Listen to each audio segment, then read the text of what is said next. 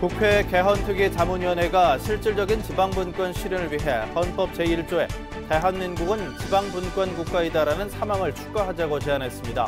국가사적으로 지정된 대구 불로동 고분군이 외래식물인 큰 금계국으로 온통 뒤덮였습니다. 환경부 지정 희귀종, 멸종 위기 식물도 외래종의 서식지를 빼앗긴 채 위협받고 있습니다. 6월 민주화 항쟁 연속 기획보도. 지금은 보수의 최후 보루로 불리는 대과 경북이 1960년대까지만 해도 우리나라 민주화 운동과 진보의 성지로 불렸던 사실을 재조명했습니다. 4,300억 원짜리 초고성능 거대 현미경인 포항 4세대 방사관 가속기가 일반 연구자들에게 개방돼서 첫 실험이 진행됐습니다. 여러분 안녕하십니까? 6월 9일 금요일 아침 대구 MBC 뉴스투데이입니다. 오늘 한낮에는 대부분 지역에서 30도를 웃도는 더위가 나타나겠습니다. 다만 일부 지역에는 소나기 소식도 있습니다. 이시정 기상캐스터입니다. 네, 오늘은 이번 주 들어 가장 덥겠습니다. 낮 동안 강한 일사가 더해지면서 대부분 지역에서 30도를 웃도는 불볕더위가 이어지겠는데요. 대구의 한낮 기온 32도로 평년보다 4도가량 높겠고요. 경산 33도 예상됩니다. 경북 북부 내륙 지역에서는 대기가 불안정해지면서 오후부터 내일 새벽 사이 천둥과 돌풍을 동반한 소나기가 오는 곳이 있겠고요. 비양은 5에서 20mm 정도 예상됩니다. 주말인 내일도 30도 안팎의 더위가 이어지겠지만 볕을 가려줄 구름이 많겠고요. 일요일에는 평년 이맘때 기온을 보이면서 야외 활동하기 좋겠습니다. 날씨 정보였습니다. 역사 문화적 가치가 뛰어나서 국가사적으로 지정된 대구 불로동 고분군에 가보면 노란 꽃들이 방문객을 유혹하고 있는데요. 바로 외래식물인 큰 금계국입니다. 그런데 예쁘다고만 생각했던 이 외래식물이 멸종 위기에 처한 토종식물의 생존 자체를 위협하고 있습니다. 박재영 기자가 취재했습니다. 대구 불로동 고분군이 노란색 꽃들로 뒤덮였습니다. 개화기인 4, 5월에는 이 꽃들이 만개하면서 노란 물결을 이루고 전국의 수많은 관광객들을 웃음 짓게 만듭니다. 사람들 오늘 진짜 카메라 다 들고 오잖아요. 이게 쭉 이렇게 해수를 하면은 꽃에 빠져가지고 전부 그 사진 받고 지금.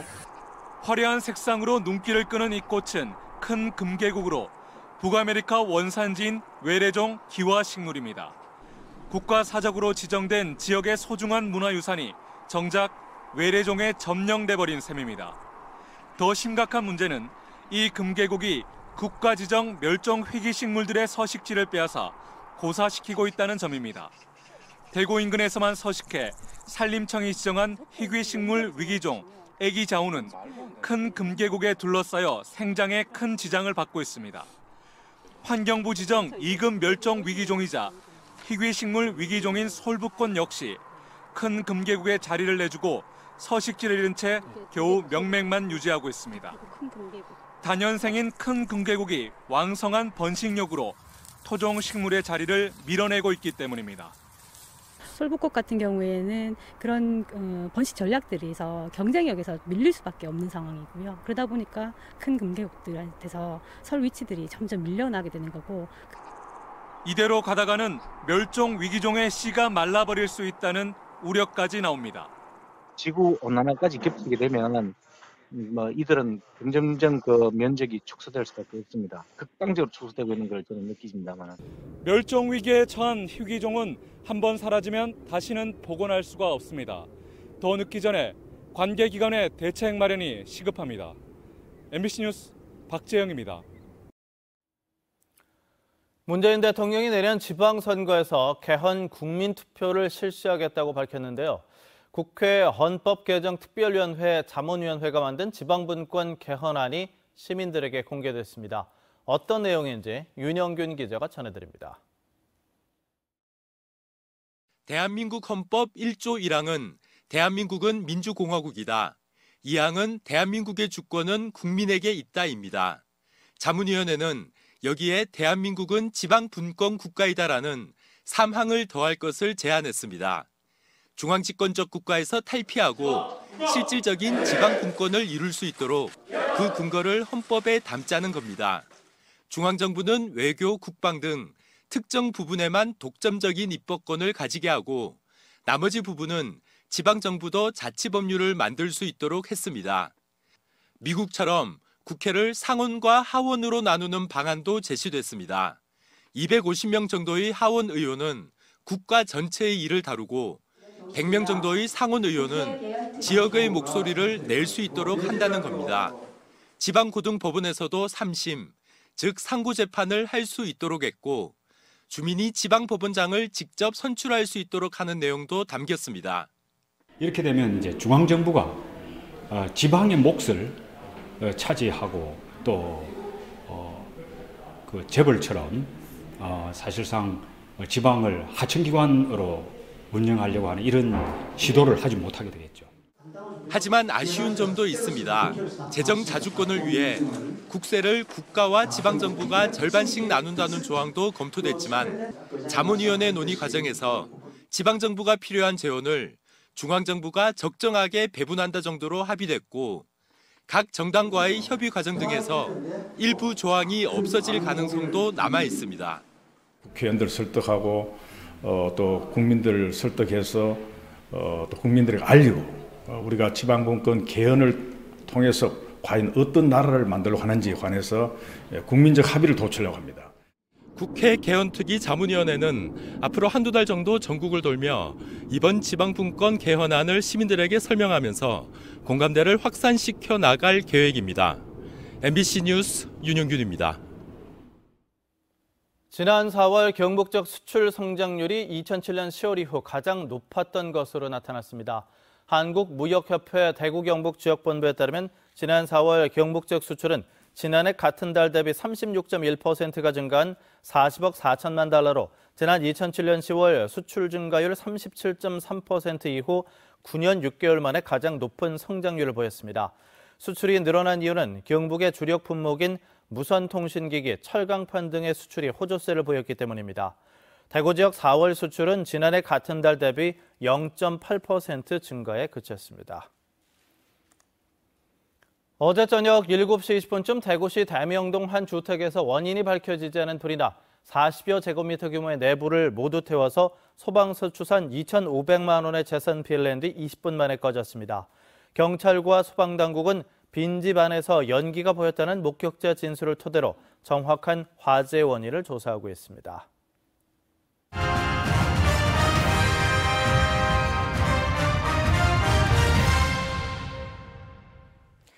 네, 6월 항쟁 연속 기획보도 그 두 번째 시간입니다. 이제는 보수의 총본산으로 불리는 대구, 1960년대까지만 해도 우리나라 민주화 운동과 진보의 성지로 불렸는데요. 자유와 민주주의를 갈망했던 항쟁의 도시 대구의 역사를 되돌아봤습니다. 보도에 신병철 기자입니다. 대구는 일제강점기 때부터 항일운동과 진보운동이 가장 활발했던 곳입니다. 1907년 차관 1,300만 원으로 대한제국을 경제 속국으로 만들려는 일제의 한거에 국채보상운동이 시작된 곳입니다. 불의를 보면 참지 않는 선비정신이 배어 의병봉기 등 항일 독립운동이 가장 활발한 이른바 방골의 고장이었습니다. 일제시대부터 항일과 또 그다음에 민족 자주평화 통일과 또 그다음에 또 민주화 운동에 그게 이제 요람지가 되다시피 돼. 1946년 미 군정의 식량 강제 공출 등의 수탈에 맞선 최초의 민중봉기인 10월 항쟁이 일어난 곳도 바로 대구였습니다. 1956년 대통령 선거 때는 대구에서 진보당의 조봉암 후보의 득표율은 무려 70%대였습니다. 전국적으로 이승만 후보가 70%의 득표율을 기록해 대통령에 당선됐는데 대구 경북의 야성이 얼마나 강했는지 짐작할 수 있습니다. 당시 대구의 6개 선거구 가운데 5곳을 야당과 무소속 국회의원이 차지했습니다.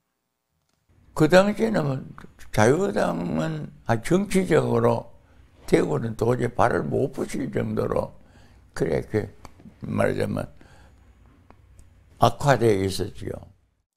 1960년 4.19 혁명의 첫 도화선이 된 2.28 학생운동이 대구에서 발생한 것은 당시 대구의 정서를 고려하면 자연스러운 일이었습니다. 대구와 경북은 4.19 혁명 이후에 전국에서 처음으로 교원노조와 혁신정당이 설립되었고 반공특별법과 데모규제법 등 2대 악법에 가장 격렬하게 반대한 곳이기도 했습니다. 2.28 민주운동은 한국 민주운동의 첫걸음이었고 그 이후에 6.3 사태나 또 반유신 투쟁에서 대구는 전국적 민주화 운동의 선봉이었습니다. 민주화 운동과 진보의 성지였던 대구는 지역 출신인 박정희 대통령의 집권과 함께 지역 패권주의에 젖어들면서 서서히 우리나라 보수의 심장으로 자리매김하는 큰 변화를 겪게 됩니다. MBC 뉴스 신병철입니다.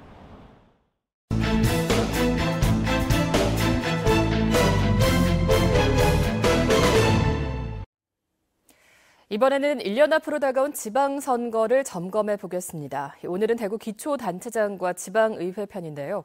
중구청과 남구청장이 3선으로 물러나게 돼 경쟁이 뜨거워지고 있고 지방의회를 통해 정치 세력을 넓히려는 정당들의 움직임도 커지고 있습니다. 도성진 기자가 보도합니다.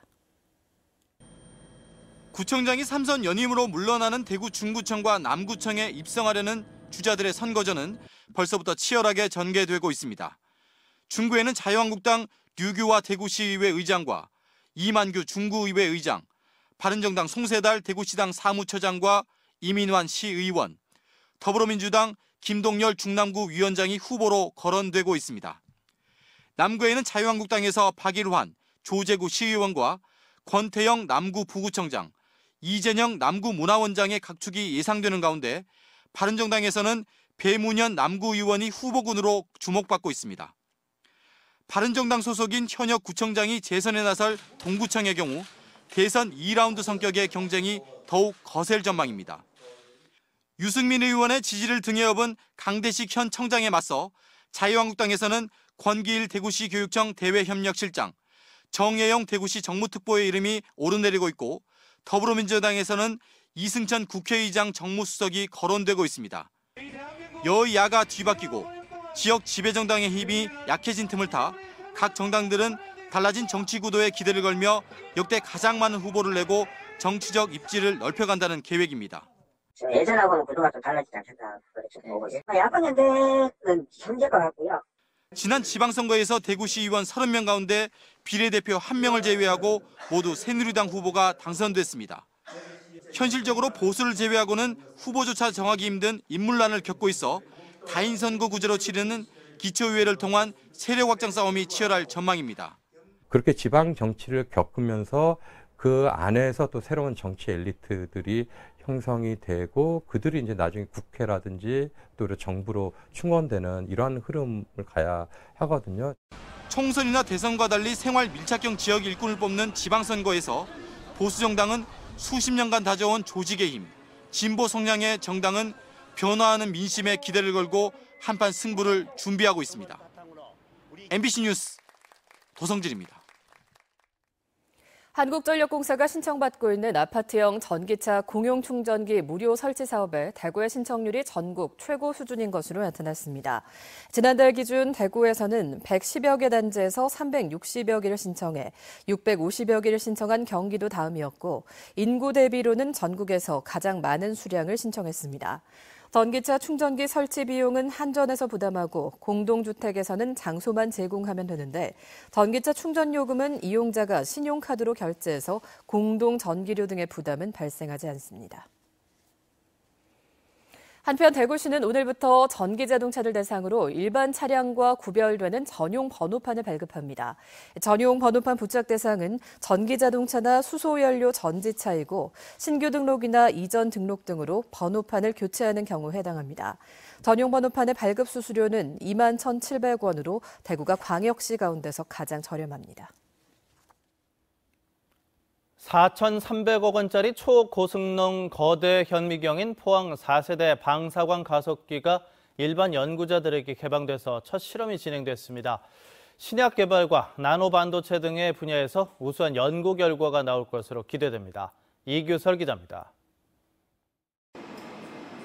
한국과 스웨덴 공동연구팀이 액체 질소로 중수를 늘려 물 분자의 구조 변화를 측정하고 있습니다. 물이 어느 점 미만에서도 고체가 되지 않는 찰나의 순간을 포착해 물 결정의 구조와 성질을 밝혀내는 실험입니다. 일반 연구자가 포항 4세대 방사광 가속기를 활용한 역사적인 첫 번째 실험이기도 합니다. 기존의 3세대 방사광을 이용하면은 그 변화의 순간을 잡아내기 어려운데 4세대 방사광을 사용하게 되면 굉장히 사진을 찍는 것처럼 순간적인 변화의 사진을 얻는 것처럼 물의 구조 변화를 풀 수 있게 됩니다. 천조분의 1초 찰나의 순간을 잡아내는 4세대 방사광 가속기는 전 세계에 단 3대밖에 없습니다. 사용료는 12시간 기준으로 공개 과제는 25만 원, 비공개 과제는 5천만 원으로 과제의 성격에 따라 이용료가 200배나 차이 나고 가속기를 이용하려는 경쟁이 치열해 미래부와 포항공대는 앞으로 화학 생물학 반응과 초고속 나노 영상 기술, 감염 관련 단백질 연구 등 7대 연구 분야에 가속기 실험을 우선 지원할 계획입니다. 4세대는 아주 고급 장비여서요. 저희가 좀 집중을 해야 되는데 신약 개발 분야는 물론이고 화학 반응에서 촉매들의 중간 단계를 연구하는 데 활용할 계획입니다. 총 건설비 4,300억 원에 우리나라의 기초과학 역량이 결집된 결정체. 포항 4세대 방사광 가속기는 지난 2015년 준공돼 1년간의 시운전과 3개월간의 실험을 거쳐 이번에 연구자들에게 정식으로 개방됐습니다. MBC 뉴스 이규설입니다. 아비규환이나 다름없는 화재 현장에서 발화 원인을 찾아내는 건 보통 어려운 일이 아닌데요. 소방관들의 화재 감식 능력을 향상시키기 위한 경진대회가 경북 도내에서 처음으로 열렸습니다. 김기영 기자가 취재했습니다. 1인 가구 규모의 컨테이너 주택에서 불이 납니다. 전열기구도 많고 담뱃불, 촛불도 화재 원인이 될 수 있습니다. 온전히 보존돼 있을 리 없는 현장에서 원인을 찾는 것이 화재 조사관의 역할입니다. 화재 조사관의 감식 능력 향상으로 전체 화재의 90% 정도는 원인을 밝혀내고 있습니다. 화재 진압 못지않게 원인을 밝히는 것도 소방관들의 핵심 업무입니다. 발화 원인과 발화 지점에 따라서 가해자가 피해자가 될 수도 있고 피해자가 가해자가 될 수 있습니다. 그래서 그런 불행한 일이 생기지 않도록 최선을 다해서. 경북에서는 처음 열린 화재 감식 경연 대회. 경북 17개 소방서가 참가했는데 감시광은 10월에 개최되는 전국 대회에 참여합니다. 화재 조사관들은 그러나 법률이 아닌 규정에 의해 화재 조사를 하고 있습니다. 현재 화재 조사 규정에 의하여 화재 조사를 임하고 있지만은 화재 조사에 관한 법률이 빨리 통과되어 우리 소방관들이 화재 조사를 할 수 있도록 하면 좋겠습니다. 더불어민주당 표창원 의원이 대표 발의한 화재 조사에 관한 법률은 화재 현장을 보존하고 경찰 공무원과의 협력과 중앙행정기관과의 협조, 조사 방해 금지 등에 대한 근거를 담고 있는데 아직 국회에서 계류 중입니다. MBC 뉴스 김기영입니다. 대구고등법원 제1형사부는 차량을 몰고 미군 부대에 들어가 군사시설 보호법 위반 등의 혐의로 1심에서 무죄를 선고받은 23살 A씨에 대한 항소심에서 원심과 같이 무죄를 선고했습니다. 재판부는 차량으로 미군 부대에 들어가며 출입문을 들이받은 것은 응급한 상황에 따른 것이어서 무죄를 선고한다고 밝혔습니다. A씨는 지난 2015년 8월 20일 새벽에 지인과 술을 마시고 다투는 과정에서 흉기에 찔려 피를 흘린 채 차를 몰고 대구 남구의 미군 부대에 진입하다 사고를 일으켰습니다. 대구 수성경찰서는 일가족 4명을 상대로 투자 사기 행각을 벌여 거액을 챙긴 37살 김모 씨를 구속했습니다. 경찰에 따르면 김 씨는 2009년 5월 지인인 37살 이모 씨에게 접근해 남편이 하는 중고차 사업에 투자하면 월 3%의 이자를 주겠다며 400만 원을 받아 챙기는 등 이 씨의 동생과 부모 등 일가족 4명에게 1억 9천여만 원을 빌린 뒤 잠적한 혐의를 받고 있습니다. 사단법인 대구국제 뮤지컬 페스티벌은 제11회 대학생 뮤지컬 페스티벌 사전 관람 예약을 오늘부터 홈페이지를 통해서 접수합니다. 오늘은 김영대학교와 단국대학교, 동서대학교 3개 팀의 공연 관람 예약을 접수하고 이달 13일과 16일 3차례로 나눠서 모두 9개 대학생 팀의 공연 예약을 접수할 예정입니다. 대학생 뮤지컬 페스티벌은 오는 24일부터 다음 달 9일까지 진행되고 9개 팀이 경연을 펼친 뒤 다음 날인 7월 10일에 심사 결과를 발표하고 시상식을 가질 예정입니다. 대구경북연구원이 대구경북학회와 공동으로 오늘 오후 대회의실에서 낙동강 고대 문명사 연구를 주제로 지역학 전문가 초청 세미나를 개최합니다. 오늘 세미나에서는 고고학 자료를 통해 본 낙동강의 고대 문명사, 낙동강 유역 고대 문명 형성과 사회 경제적 특성, 고대 낙동강의 교통로 등이 다뤄질 예정입니다. 낙동강 문명은 와질 토기를 사용한 한반도 최초의 회도 문화 발상지로 알려져 있습니다. 대구시 교육청은 오는 8월 9일에 치러지는 2017년도 제2회 검정고시 시행계획을 오늘 홈페이지를 통해서 공고합니다. 원서교부와 접수는 이달 19일부터 23일까지 대구시 교육청 본관에서 실시하며 응시원서와 사진, 최종 학력 증명서 등을 제출해야 합니다. 합격자는 오는 8월 28일 대구시 교육청 홈페이지를 통해서 발표합니다. 대구시 통합방위회의가 오늘 오전 공군 제11전투 비행단에서 열립니다. 이번 통합방위회의에서는 11전투 비행단의 임무 소개와 함께 북핵 미사일 대비 방안, 전시 컨트롤 타워 운영 방안 등 통합방위태세 확립 방안이 논의될 예정입니다.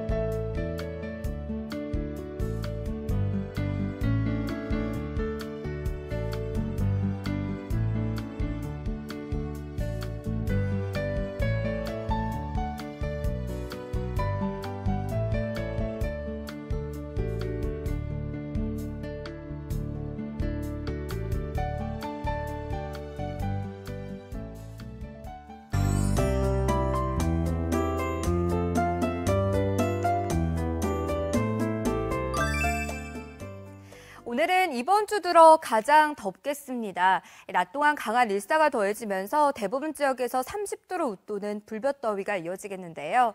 대구의 한낮 기온 32도로 평년보다 4도가량 높겠고 경산 33도 예상됩니다. 대기가 불안정해지면서 경북 북부 내륙 지역을 중심으로는 오늘 오후부터 내일 새벽 사이 천둥과 번개, 돌풍을 동반한 소나기가 오는 곳이 있겠고요. 비양은 5에서 20mm 예상됩니다. 현재 경기 북부와 강원 북부 지역에는 천둥, 번개를 동반한 소나기가 내리는 곳이 있고요. 우리 지역은 대체로 맑은 가운데 미세먼지 농도도 보통 단계를 보이고 있습니다. 자세한 지역별 날씨입니다. 대구와 경북 중남부 지역 낮 기온 30도를 웃돌겠습니다. 오늘 김천의 낮 기온 30도, 구미 31도 예상됩니다.